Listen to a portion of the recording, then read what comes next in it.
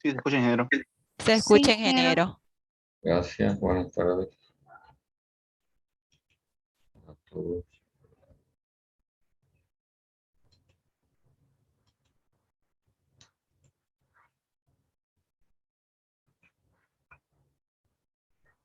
Ayer estuvimos conversando sobre cómo es que las sustancias refrigerantes sometidas a un proceso de expansión adiabática se enfrían. Es decir, que el fenómeno termodinámico responsable de hacer que los refrigerantes tomen esa calidad es esto que hemos llamado expansión adiabática. Creo que mostramos lo que ocurre, ¿no? De acuerdo con la primera ley. A ver si alguien me confirma esto. Sí, ingeniero, explicó sobre la expansión. Ya. Ingeniero. Desde el punto de vista de la termodinámica, ustedes muy bien saben que todos los procesos pueden ser reversibles o ideales, ¿no? Así, es un planteamiento ideal. O irreversibles, categoría en la que ingresan todos los procesos reales. Como la expansión es adiabática, si el proceso fuera reversible, de acuerdo con la segunda ley de la termodinámica, este proceso resultaría ser isoentrópico. Mientras que si es irreversible, otra vez de acuerdo con la segunda ley, que es cuestión de que la repase de sus apuntes de termo, la entropía aumenta. Esto lo podemos visualizar muy bien, en principio, en un diagrama que justamente tiene que ver con la segunda ley de la termodinámica, que no es otro que el diagrama temperatura absoluta versus entropía. Debemos recordar de que estas son líneas características correspondientes, las horizontales a isotermas, y estas que luego en la zona de vapor recalentado se curvan corresponden a líneas isobáricas. Entonces, voy a ir directo al grano, que es lo que nos interesa estudiar en los sistemas de refrigeración que van a ser motivo de análisis en esta materia. Supongamos que usted tuviera la sustancia en esta condición. 1. ¿Qué representa el punto 1?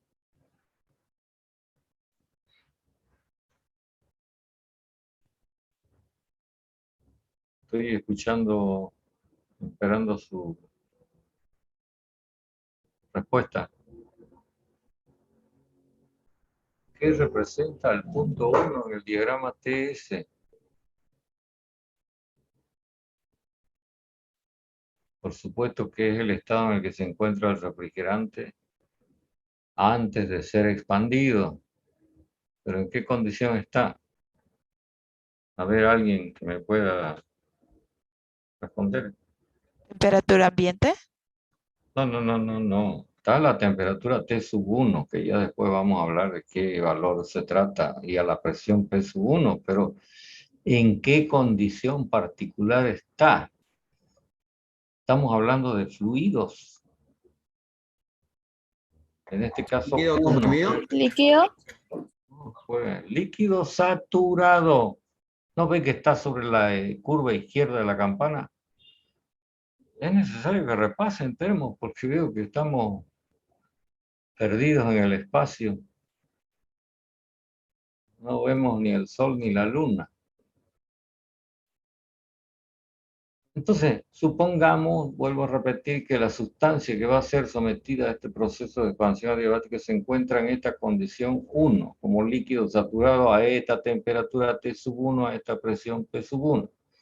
Si el proceso de expansión se va a llevar a efecto hasta esta presión P0, porque tiene que disminuir la presión para que el fluido se expanda, entonces, en el primer caso de que el proceso fuera reversible, este ocurriría siguiendo esta trayectoria, ¿no ve?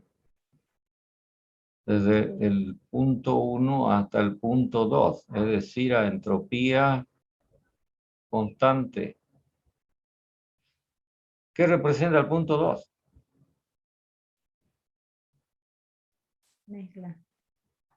Líquido. Por Dios. ¿No ve que está dentro de la campana? ¿Qué representa el punto 2? Mezcla. Una Mezcla. mezcla de líquido y vapor que tendrá un cierto título, que lo vamos a llamar título del estado 2.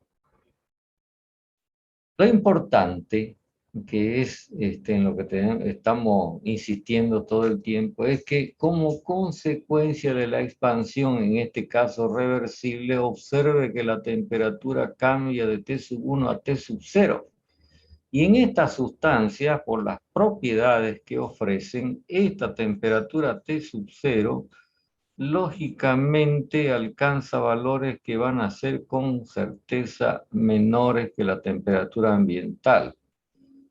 Si quieren, pongo que el fluido deberá alcanzar una temperatura menor que la temperatura que se quiere conseguir dentro del espacio refrigerado, porque si no, de otra manera no se podría extraer calor. ¿Comprende lo que estoy diciendo?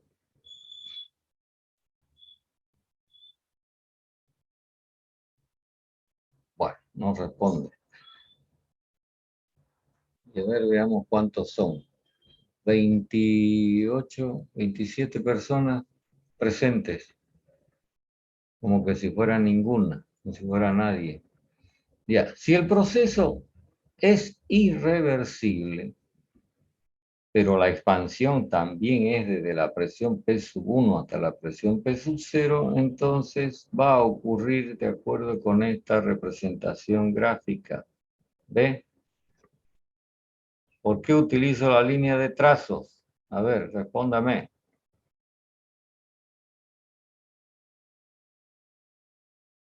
¿Por qué no marco una línea continua entre 1 y 2'?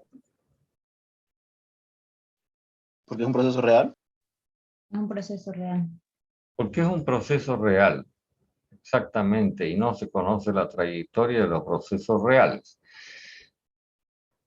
Sin embargo, una de las cosas que podemos notar acá y que, digamos, nos llevaría a pensar de que es exactamente lo mismo 1,2 que 1,2', es que la temperatura final que se alcanza es T0, igual. Es decir, que el estado final sea 2 o que el estado final sea 2' es indiferente para la temperatura que finalmente se alcanza, que es T0. Entonces, por ese lado, diríamos, no hay diferencia entre que hagamos la cosa como 1,2, si es que la pudiéramos hacer, porque eso es ideal, y 1,2'. Sin embargo, en 2' tenemos un título, ¿cómo es comparado con el título en 2? Mayor al Mayor. mayor. Mayor. ¿Qué significa eso? ¿Qué significa eso? A ver, si lo que tenemos es una mezcla de líquido y vapor, ¿qué significa que el título 2' sea mayor que el título 2? Esto es de importancia para entender cuál de las dos situaciones es mejor. ¿Cuál de los dos casos de expansión adiabática es mejor? Aunque lo que en la realidad se puede llevar a efecto es algo como 1,2' y nunca como 1,2.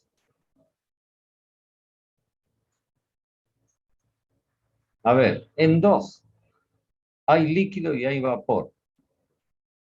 En 2' también hay líquido y hay vapor, pero ¿cómo son las proporciones? Es lo que estoy preguntando. ¿Qué es lo que indica el título?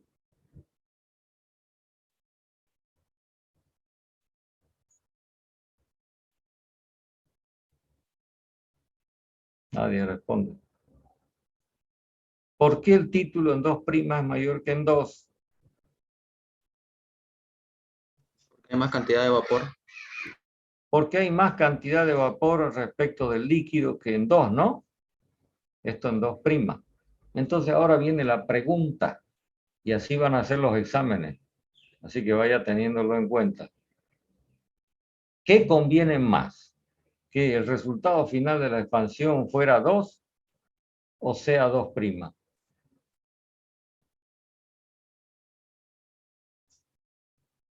Y les voy a dar una señal para que usted razone y me pueda responder. El otro día, cuando hablábamos de los refrigerantes, dijimos que lo que más conviene en el uso de los refrigerantes es que estén a punto de cambiar de fase, porque cuando hay cambio de fase se involucra una gran cantidad de calor versus la que se involucraría si solamente hubiera cambio de temperatura.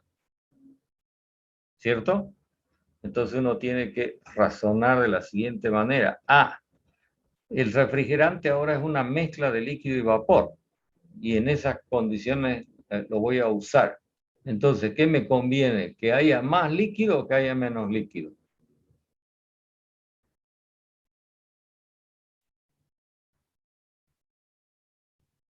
Menos líquido. A ver, piense otra vez. Vuelvo a repetir. Si yo tengo una mezcla de líquido más vapor, que va a terminar convertida en vapor, ¿cuál es la parte que va a cambiar de fase? El líquido. El líquido. Entonces, pregunto otra vez, a ver si ahora me responden como debe ser. ¿Qué conviene? ¿Que haya más líquido que vapor o que haya menos líquido que vapor? Que haya menos Más líquido. líquido. No, pues, otra vez. Que haya más vapor, me dijeron. No. Que haya menos líquido. ¿Haya más líquido? Que haya más líquido, pues, porque mientras más líquido haya, más Sí, cantidad de calor se va a poder absorber en el cambio de fase. ¿Lo ven o no lo ven?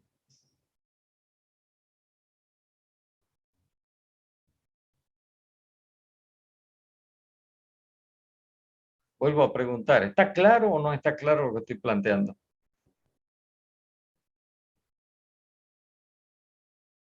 Sí, ingeniero. sí, ingeniero, se entiende. Entonces, estamos llegando a la conclusión de que si el estado del refrigerante finalmente después de la expansión adiabática fuera 2, sería mejor que cualquier 2' que esté a la derecha, ¿cierto?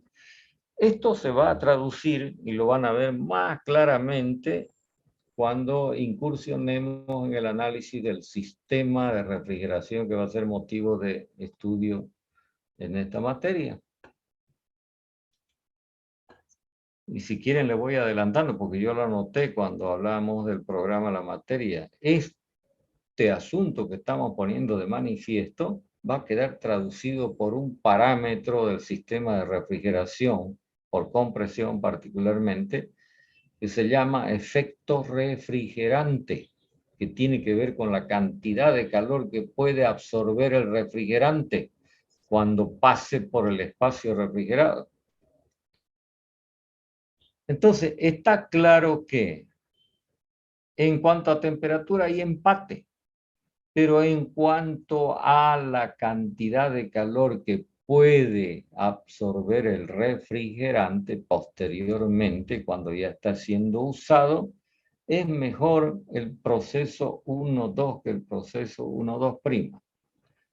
Ya, a esto le vamos a añadir otro detalle más. Pregunto, de acuerdo con sus estudios de termodinámica, materia que ya aprobó, con seguridad, ¿no?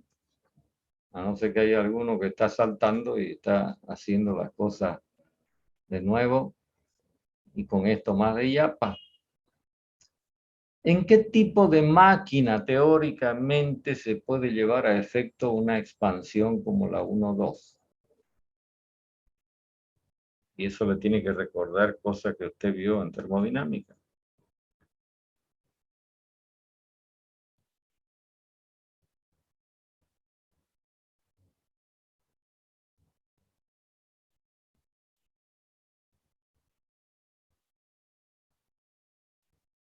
Pregunto.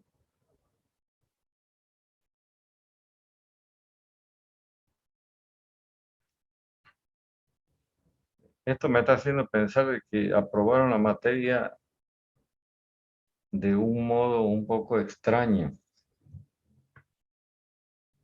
virtualmente.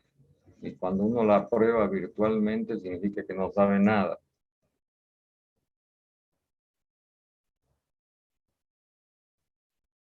Estoy tratando de que participen de la clase, si no, esto no tiene sentido. Esto va a ser como cuando las misas se hacían en latín. Uno escuchaba al cura que hablaba en latín y no entendía nada.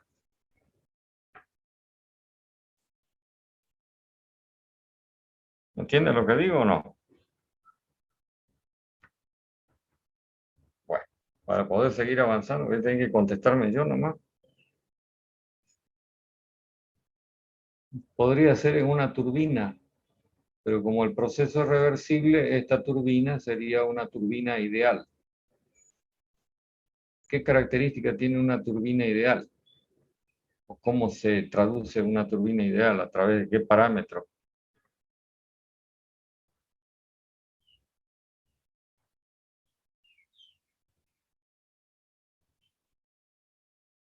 Pregunto, ¿cuánto es el rendimiento termodinámico de una turbina ideal?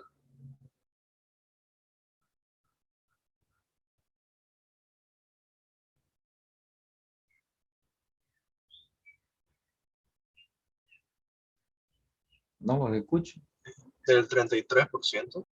No, si la turbina es ideal, está ocurriendo en esta máquina lo mejor que puede haber ocurrido en la vida, en teoría. 100%. 100%, pues, porque justamente la turbina es ideal. ¿Qué significa eso? Que está experimentando el fluido que pasa por la máquina, el proceso 1-2, que es el mejor proceso porque es reversible. Todos los procesos reversibles son los mejores. Entonces, repito, el proceso 1-2 en teoría podría llevarse a efecto en una turbina ideal. El proceso 1-2' ya ingresa en el campo de la realidad, justamente por ser calificado como irreversible. Podría efectuarse en una turbina, por ejemplo, una turbina, pero una turbina real. Y entonces el rendimiento de esta turbina, lógicamente, va a ser menor que 100%. Y en el extremo de las situaciones, yendo de lo mejor hacia lo peor, en términos de comparación entre estas máquinas, entonces podríamos efectuar el proceso de expansión en un dispositivo que se llama válvula. ¿Cómo se llama el fenómeno que ocurre en una válvula?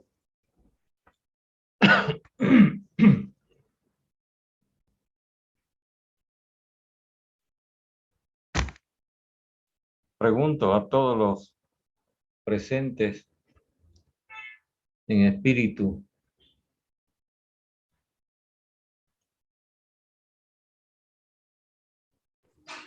La cavitación. No, Combustión. la cavitación es un fenómeno que ocurre en las bombas. En las válvulas que se dedican a expandir fluidos ocurre un fenómeno que se llama así. A ver, completa el nombre. Es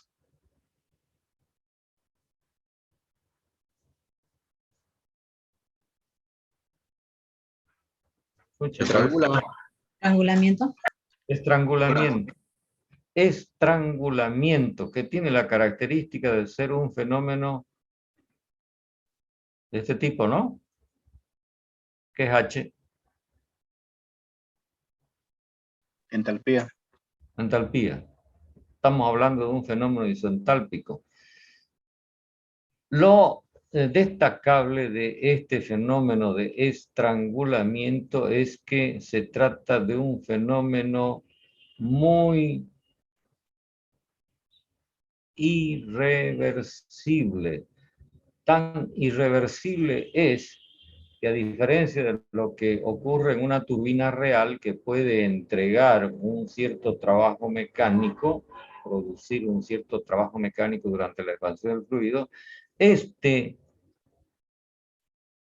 fenómeno en la válvula se caracteriza porque no se produce en absoluto trabajo mecánico. Desde este punto de vista, otra vez volvemos a la comparación entre 1,2 y 1,2', y entonces tenemos que afirmar que el proceso 1,2 es mejor que el proceso 1,2'. Lamentablemente es ideal. Bueno, por razones que son de orden más económico que técnicos, que termodinámicos, en lugar de plantear de que el proceso 1,2', que es el que va a ocurrir en un sistema concreto, se ejecute en una turbina, se plantea que el fenómeno se lleve a efecto, y así lo van a encontrar en las instalaciones de refrigeración, en una válvula o en un dispositivo de estrangulamiento. Es decir, que se desecha la posibilidad de conseguir algo de trabajo mecánico a costa de que la válvula es un dispositivo muy simple, un millón de veces más simple que una turbina y 1.000.000 de veces más barato. ¿Comprenden lo que estoy diciendo? Por lo tanto, a partir de hoy día, 8 de octubre, nos vamos a referir a este proceso de expansión adiabática siendo ejecutado en un dispositivo de estrangulamiento. ¿Estamos claros? O sea que nuestro proceso en realidad ya no va a ser un proceso ideal como el 1,2, sino un proceso más bien real como el 1,2', y que va a tener como añadido esta característica de ser un proceso isoentálpico. A ver, hasta acá. Quisiera saber si tienen alguna pregunta o algo que sientan que necesita más aclaración. Por lo que estoy apreciando, es necesario que ustedes repasen la materia de termodinámica. Si no, va a ser como que yo le esté hablando a la pared.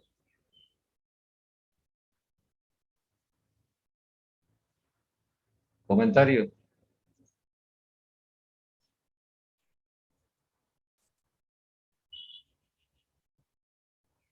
Si no, en forma de broma, usted va a tener que traer a su matón a las clases.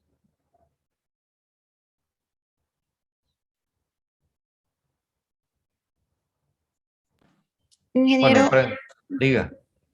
¿podría explicar por qué es mejor usar un dispositivo estrangulador? No entendí bien eso. Ya. En términos de física, de termodinámica, digamos desde el punto de vista técnico, es mejor utilizar una turbina. Pero una turbina es una máquina cara, complicada, necesita mantenimiento, necesita atención. Con la válvula usted consigue la misma temperatura que con la turbina. Lo único que no consigue el poco trabajo mecánico que produce o produciría la turbina, pero se ahorra tremendamente el costo de inversión, porque la válvula es un dispositivo, como dije antes, 1.000.000 de veces más simple que una turbina. ¿Lo tiene más claro o no? Sí, ingeniero.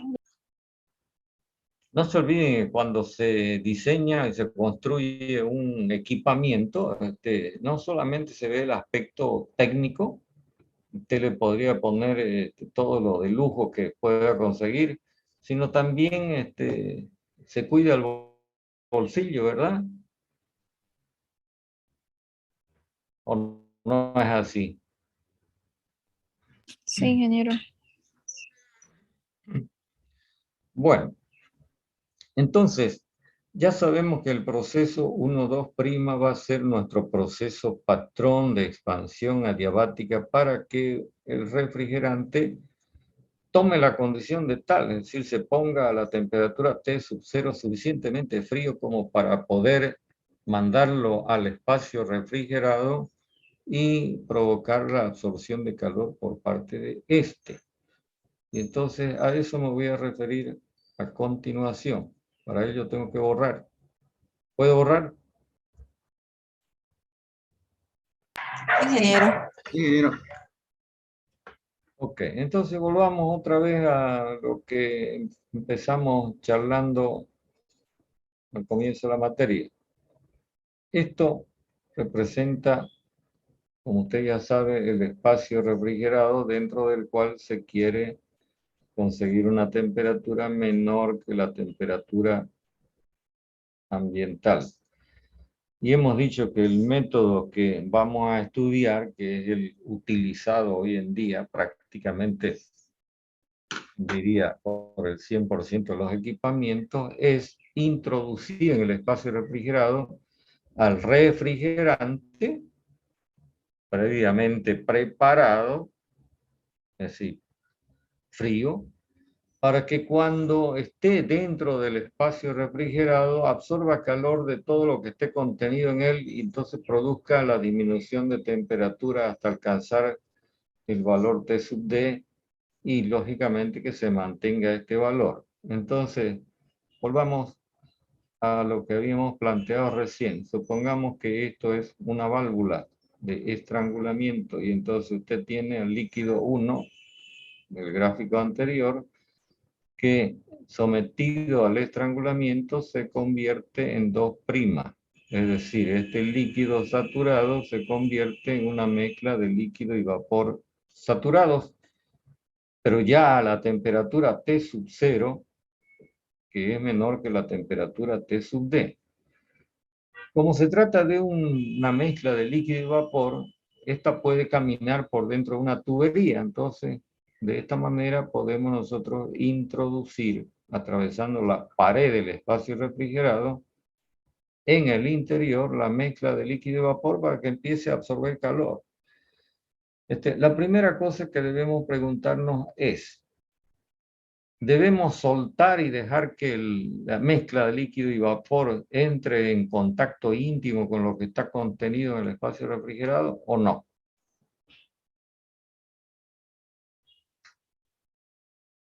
¿Cuál es la respuesta?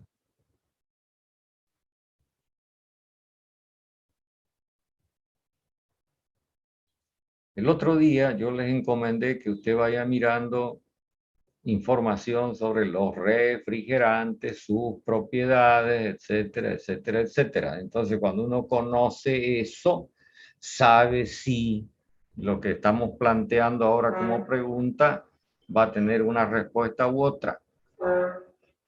¿Entiende? Si no están haciendo nada de lo que yo les voy diciendo, la cosa está funcionando mal y va por mal camino. Y eso me hace pensar muchas veces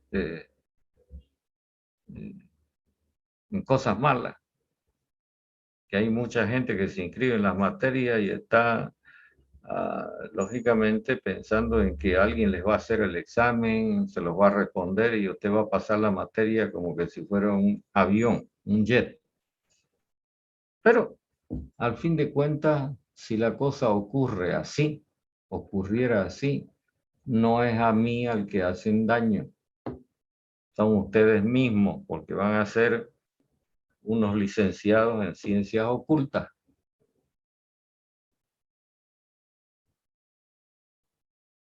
Vuelvo a repetir la pregunta.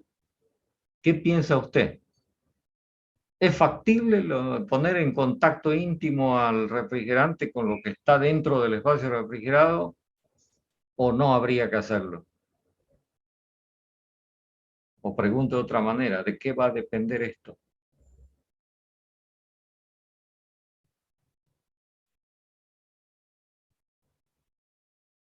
A ver, pongo un ejemplo. A ver si los hago participar del asunto. Supongamos que tiene una conservadora, quiere ir de paseo y mete ahí sándwiches, soda, lo que sea, y entonces quiere que esté eso frío. ¿Qué le mete? ¿Qué más le mete? Hielo. Hielo. Hielo. Hielo. ¿Y hace algo en particular para que el hielo no entre en contacto con las cosas? Sí, ¿Qué hace? se lo envasa. ¿Lo envasa? Ya, podría ser. Pero ¿hay algún problema si el hielo entra en contacto con, por ejemplo, las botellas de soda? No. No hay ningún No. problema, No. ¿verdad? El agua no le va a causar la muerte, ¿cierto? A no ser que se ahogue. Por supuesto. Entonces, en algunos casos existe la posibilidad de que por las propiedades que tienen los refrigerantes, estos pudieran ponerse en contacto con el contenido del sistema refrigerante. Ahora, ¿qué va a pasar una vez que el hielo se fundió? Usted lo va a desechar, ¿no es verdad? ¿Por qué lo desecha? Porque relativamente no le cuesta nada. Es decir, no le afecta tanto al bolsillo, ni afecta al medio ambiente, porque el agua existe en el medio ambiente. Pero hay otras sustancias, como por ejemplo el freón 12, que ha sido muy usado en la heladera, que no se puede dejar que entre en contacto con las materias que están contenidas en el espacio refrigerado, ni se lo puede soltar porque después va a ir a parar al medio ambiente y lo va a contaminar. ¿Comprende? Entonces, este va a ser el caso que nosotros vamos a plantear como modelo de sistema de refrigeración. Entonces, ¿qué hay que hacer? Permitir que la mezcla líquido-vapor de refrigerante frío circule por el interior de un dispositivo que permita el intercambio de calor sin que el refrigerante entre en contacto con el contenido del espacio refrigerado. Esto que está zigzagueando acá, que estoy dibujando, ¿qué es? ¿Alguien sabe? Un serpentín. Un serpentín. ¿Y qué es un serpentín?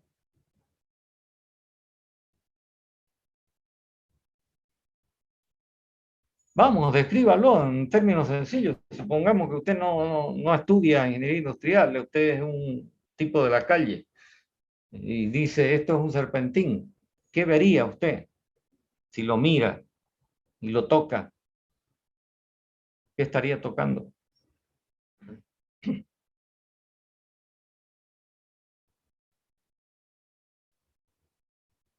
¿Y saben por qué se llama serpentín? Porque lo usamos para enfriar vapores. La palabra serpentín viene de un animalito que a veces es dañino y otras veces no es dañino. Porque tiene forma de espiral. No, espiral, esto no es espiral. Representa movimiento, ¿qué es el movimiento? Serpentín, Serpiente. serpiente, eso es. ¿Por qué? Porque está lleno de dobleces. Esto no es otra cosa que un simple tubo, pero que está hecho de un material buen conductor de calor que permite entonces que cuando el refrigerante va pasando pueda absorber a través de la pared de este tubo el calor de todo el contenido del espacio refrigerado. ¿Lo ven? En el fondo, esto que llamamos serpentín, por la forma que tiene, hay distintas formas, la que he dibujado no es la única. Alguien mencionó espiral, también puede ser helicoidal, en fin. Esto que llamamos serpentín no es otra cosa que lo que ustedes van a estudiar en operaciones unitarias, no sé en cuál de las dos operaciones unitarias que llevan, porque llevan dos, ¿verdad? Sí. Bueno, este es un dispositivo que se llama intercambiador de calor. Entonces, repito, a medida que el refrigerante mezcla de líquido y vapor va pasando por el tubo, entonces el líquido va absorbiendo calor, cambiando de fase y convirtiéndose en vapor que se añade al vapor que ya existe. De tal manera que si le quiero sacar un buen provecho al refrigerante, lo que debería estar saliendo por acá, en una condición que la voy a llamar 3, la voy a identificar con esto, debería ser por lo menos vapor saturado seco en su totalidad. ¿Comprende? Así, de la mezcla líquido más vapor, todo se convierte en vapor. Esto lo anoté antes. ¿Recuerda? Sí. De esta manera, al provocarse esa absorción de calor por parte del refrigerante, vuelvo a repetir hasta el cansancio, la temperatura dentro del espacio refrigerado alcanza el valor T sub D y se mantiene porque se mantiene circulando el refrigerante por el serpentín. Fíjese que lo que está ocurriendo en este intercambiador de calor, un serpentín en términos muy sencillos, en realidad es una transformación del líquido en vapor, básicamente. Porque hemos dicho que esto es lo que más importa, porque implica la mayor cantidad de calor durante este fenómeno. Entonces, por ese motivo a este serpentín o a este dispositivo se lo llama evaporador. Entonces, vaya memorizando estas cosas porque en estos términos vamos a hablar. A ver, ¿hasta ahí alguna pregunta? No, ingeniero, quedó todo claro. Si usted examina un equipo de aire acondicionado,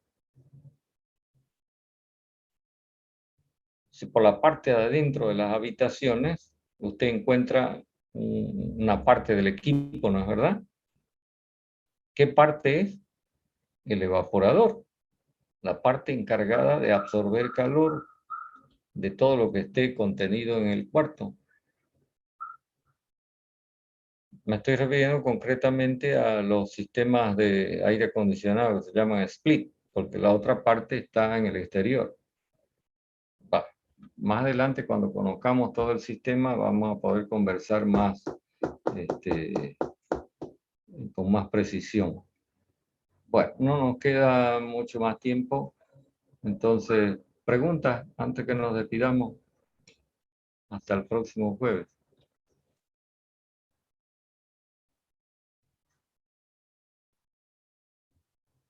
Por supuesto que la historia de 1 a 2' y a 3 todavía no terminó, ¿no?